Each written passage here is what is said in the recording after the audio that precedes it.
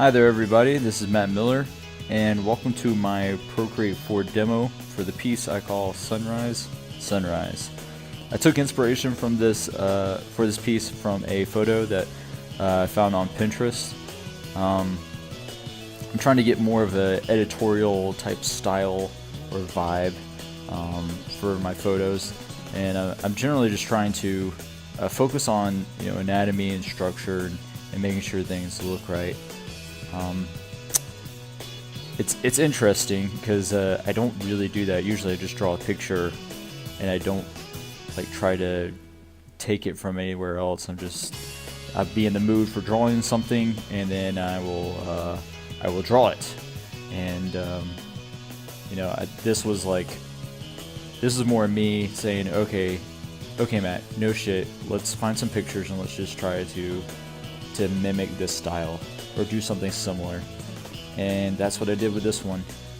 As you can see here, I started with a head and was trying to get the proportions right. I mean, I changed it throughout because I wasn't really happy with it, and I keep looking at the picture for inspiration. I'm like, it doesn't really look like his face.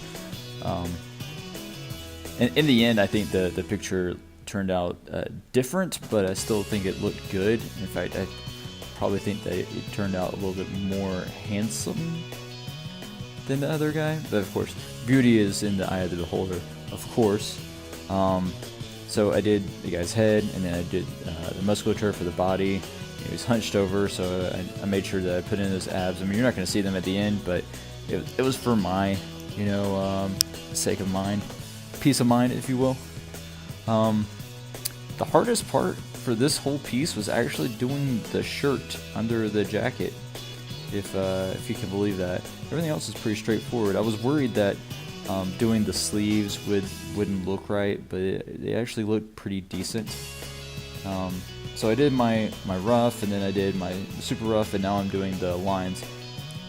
Usually when I do the tight lines, I'm using a pen brush. But for this one, I use the fat pencil like Mike Henry. Sometimes I'll use those for the pieces that look more like his, but for this, I just wanted to, see if I could mimic that kind of style for his that he does. He did it for his piece Smooch, and he used it for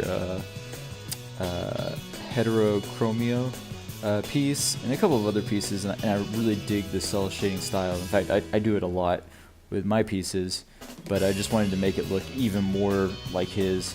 So you can see that face. He looks mean. He's smirking. He looks kind of douchey. But I changed his face. I made his jaw a little wider in the end, and I changed that smile because God, that goofy smile. I also changed the eyebrows a lot. I just constantly lowered them, because he's supposed to be looking out from underneath his eyebrows. Yeah, this piece, I really liked how it turned out, but there were definitely some struggles. I didn't really have any struggles doing the fur. The fur was pretty easy. I did a lot more of the fur than I thought I was gonna do, and I actually had to cut part of it out and clip it back together because I looked at the original image, and I saw that the fur kind of disappeared back behind him because it's a hoodie. It's a hoodie pea coat, I think is what it is. I don't fucking know. But yeah, so the fur wasn't really a big deal. Even doing the shadows on the fur was pretty easy. You just do some zigzags in a fur shape, you do a general shape, and then you do some zigzags, and then you kind of sculpt them out a little bit and make them look more flowy, and there you go. It's fur. You don't really have to do much to it. So talking about doing more editorial pieces, I'm trying to get better at doing stuff that's more lifelike. I know some artists can just see people out on the street and they can look at them and be like, I want to draw that person, and then they just go home and then they draw it. I can't do that. Like, I either need their picture as reference, or I need, I just need good inspiration. And I'm trying to, since I'm trying to grow as an artist, I'm trying to take inspiration from other things, not just superheroes and video games and comic books, but from real life. And eventually, my idea would be to eventually put out some kind of art book that is just these kind of images where there's not a lot going on. It could it could come out of like a catalog for some kind of clothing store or something. But yeah, that's the main takeaway from this is not trying to draw superheroes, not trying to draw video game characters, trying to draw real type people, but drawing them like they're in an anime, kinda.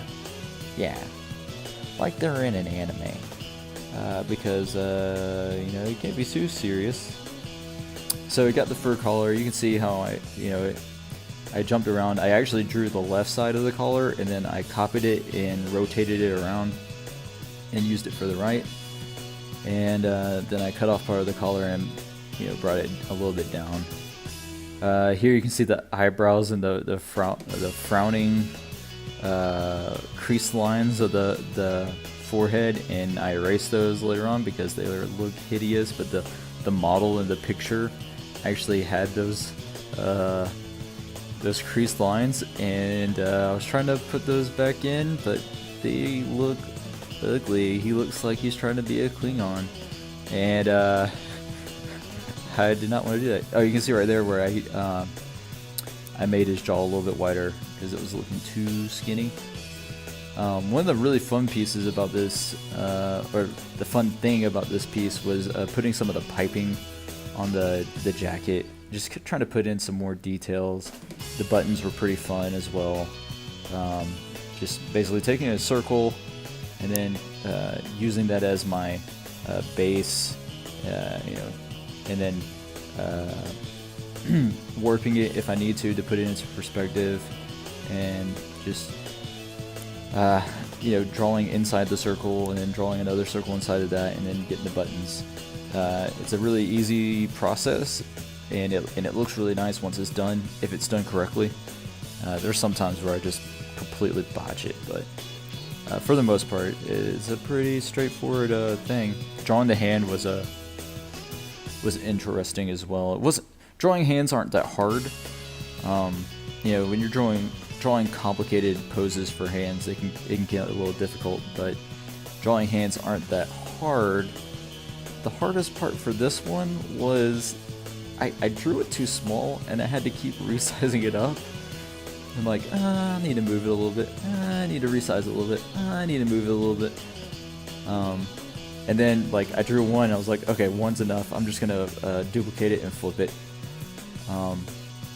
And every single piece on here, every single line is not every single line, but every single part of the picture that has its own set of lines is on its own layer. That's just how I work. And sometimes if I'm like, all right, this area is 100% good to go, I'll merge it with the lines underneath it. So the hands right now are just on their own layer, and the pants are on their own layer, but everything else, the collar, the beginning of the jacket, his head, it's all together.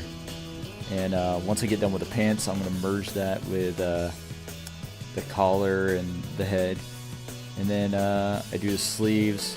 So I worked, this is how I did it. I worked on the stuff that I knew I could do really, really easily first. So I did the head first, because heads are pretty straightforward. And then I did the collar, because I knew the collar was going to be pretty easy.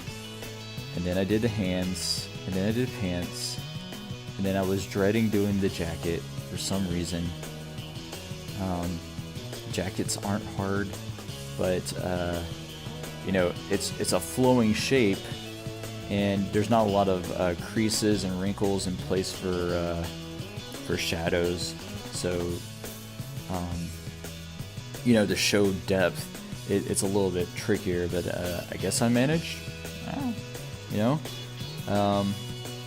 Yeah. So you can tell that like I really was dreading it, and then I flipped I did it again. I flipped it. I drew the left side and I flipped it and put it on the right. Just trying to make it easier for myself, but then I did like a couple of things to make it different.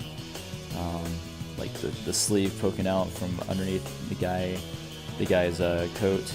You know, one side it's poking out a little bit more than the other.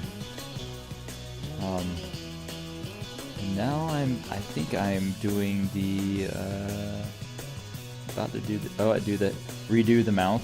Yes, it's very important to redo mouths that you don't like. I didn't really like the other one. He was smirking too much, so I just made it kind of straight on. And there you go with the buttons and the little I don't know what those things are called on the sleeves that like tighten up your sleeves, whatever they're called. Yeah, pretty easy. And now I'm doing his musculature underneath the shirt. Not hard. And now I'm doing the shirt, and I was dreading doing this part because it's hard to explain. Sometimes I know how my layers are gonna work out and how one layer is over another layer, but for some reason with this shirt I was like, how am I gonna draw this collar? How am I gonna do it? And then eventually I walked away from it. I came back to it and I was like, all right, let's knock out this collar. I know how to draw collars. Collars aren't that hard. Everybody's got them on every single shirt. And then I had a really fun time doing the creases in the shirt. I've never really done this kind of pose where there's a lot of wrinkles, and so I looked at the picture. I focused on how I was gonna make those lines, and I think they turned out really, really well. Like you can really tell that shirt is bunching up underneath there, and it makes me happy that I can draw shit. Yeah, it's fun. You can see there that I'm just taking a black circle, and then I'm lowering the opacity and then drawing inside that circle to make sure that I get the perfect circle, if you will. And there you go, seeing that Macross logo on there. Alright, so here's me doing the master flat. Basically I duplicate the lines and then I draw black inside the whole thing and fill it all black. And then I take the brightness and I raise it up to like a gray. And the lines are... so there's two things I did with the lines. So the lines, I duplicate the lines and... oh, excuse me, I select the lines, color them all red-ish, and then I duplicate those red lines and I blur them to about 10% on a Gaussian blur, and from there I merge those two, and then I set the lines to multiply, and then what I do is I take the first set of lines, I duplicate those so that way I just keep an extra spare of the pristine lines, and that duplication I set to soft light, and then I lowered the opacity down to 50%, and I lowered the multiplied red lines, or the multiplied layer lines, down to 50%, and it gets like this really cool like bleed through the other colors. The skin and the blush and the 5 o'clock shadow are all pretty standard. There's no need to really go into detail on that, but I did change the skin color eventually. I lightened it up and I desaturated it a little bit because it's just a little too tan there, and this is supposed to be some kind of like New England-y place where they have boats and it's cold. Blue shirt, pretty standard blue. I think I lowered the saturation on it a little bit after I put in that blue. The jacket is actually a yellowy gray, and how I get the fabric look on it is I put in a new layer. I think I filled it all with white, and then I added a whole bunch of noise, and then I dragged the noise down, which gives like that flowing fabric-y look. And then I set the noise, like I lowered the saturation on the noise layer, and then I think I set it to screen. is what I did. Something like that. I either set it to screen or something else. Yeah, you see, it just flew by really quick. It makes it look like it's that that charcoal gray pea coat material. And I didn't know it was actually going to turn out to look that way, but it looked really good after I did it, and I stuck with it because it looks really cool. Everything else is pretty much just lighter or darker colors of whatever it's on. So like the buttons are darker colors than the materials they're on, and the shirt buttons are white, but then I made them a little bit more yellowy, just to make them stand out. Now I'm doing the shadow layer. The shadow layer is done with a light tan color, and then it's set to multiply, and then I'm just working my way up through my layer stack. And I think I had the opacity lowered down to 50%. But then I color shifted the color from a tan to a blue, because, you know, he's supposed to be out on a boat on the ocean or on the docks of like a lake or an ocean or something like that. So I shifted the blue to kind of reflect the blue of the water, and it looked pretty good. You'll also see, after I get done with the shadows, I kind of toy with the idea of putting like some highlights on the hair, just to give some shine. But you know, it's supposed to be sunrise, and I don't think it looked good. You'll also see how I kind of borked the background when I started doing it. I liked the way it looked originally, but it was just looking too gross and dull, and yeah, I just had to get rid of it and start new. And what I actually ended up with looked really cool. The original idea was just he was supposed to be on some boat on some docks, and it wasn't supposed to be any kind of background or anything. I was thinking about putting like just some boards or something up in the background. But I did the whole, you know, blue sky, clouds, and implied that there was a sun through some lens flare. Lens flare? Is that what's going on? Some kind of lens flare? I don't fucking know. But it looks cool. It's like a photo effect, right? Because you're trying to make things look really cool. So yeah, that's what I did.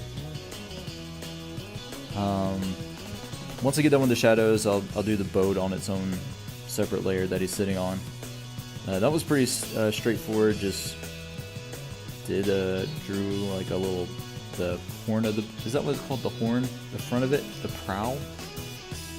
I don't know, I'm not a sailor. I don't know these nautical terms. But I did the front of the boat. That's me just doing a gradient pass going up his body. Here's me doing the boat. Boat was pretty straightforward. Here's me doing the background that I bored. Now I really like the way this looked. The whole,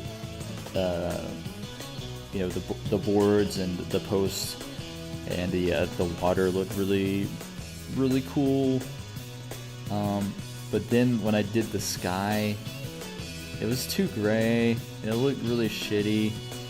So yeah, I deleted it. I don't know. I liked it, but it just wasn't selling the picture. It just didn't match this guy. So there I did like just a couple of dots with a blur brush and in yellow, and then I set to add, and I really liked the way that looked. So I was like, I need to do a sunrise. So then I did this background. And I did the background blur at like a 20% Gaussian blur, and it looked really cool. It's that cell shading style that it really sells. So here you go. You see the Gaussian blur. Yeah. I toyed around with the idea of changing the shirt color, but in the end, blue really worked. So I stuck with it. Well, that about wraps it up for me rambling on about this piece. I hope you guys enjoy it, And if you're looking for me out on the interwebs, these are all the places where you can find me.